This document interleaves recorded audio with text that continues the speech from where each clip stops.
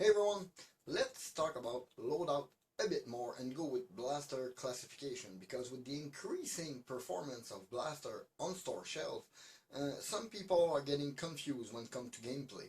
I'm thatoldnerfguy, welcome to that.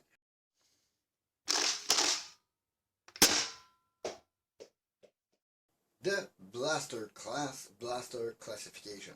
I'm gonna go a little bit away from flywheeler. I'm gonna go a little bit more on springer, but flywheeler will apply the same. You will have some FPS cap for your blaster.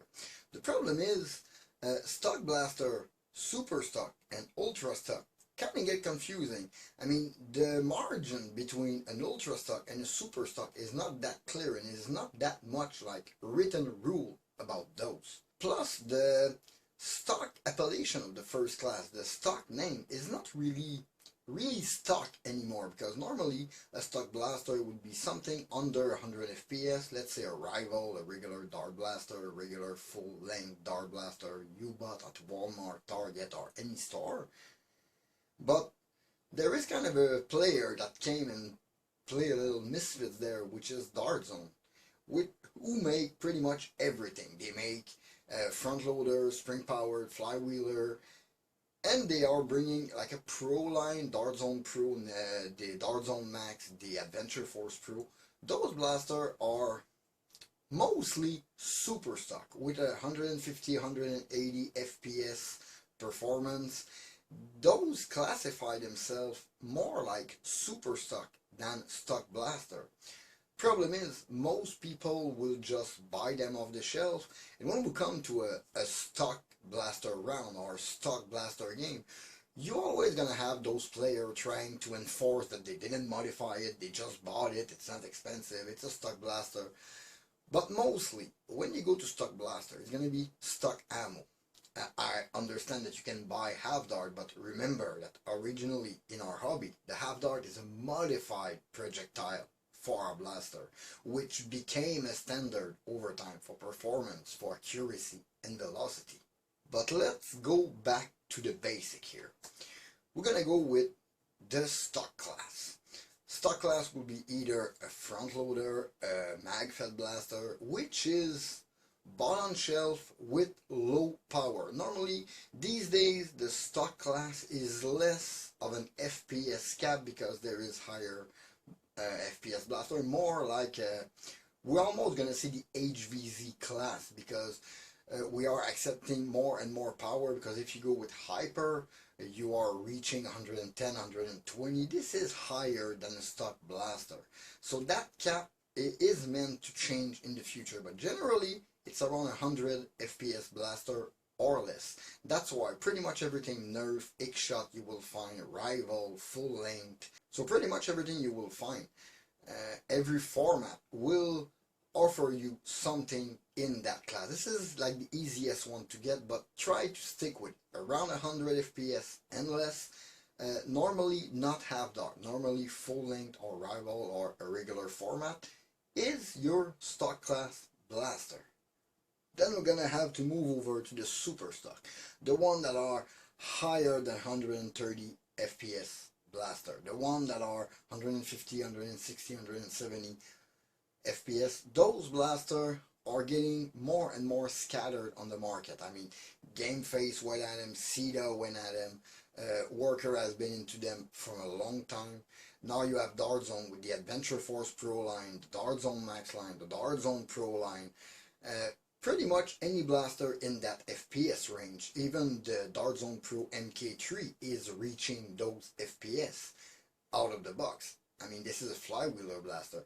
They really went into the super stock format, and most of blaster we have today can get super stock performance, and will even have like an optional leg in the ultra stock, like the Game Face Tryon. But generally, if you go for anything that Dart Zone make that shoots half dart, you will have yourself a super stock blaster. Quite easy, generally right out of the box, ready for gameplay. Or you can just modify yourself your base blaster with metal part, better spring, better breach, convert it to half dart to have the same kind of result.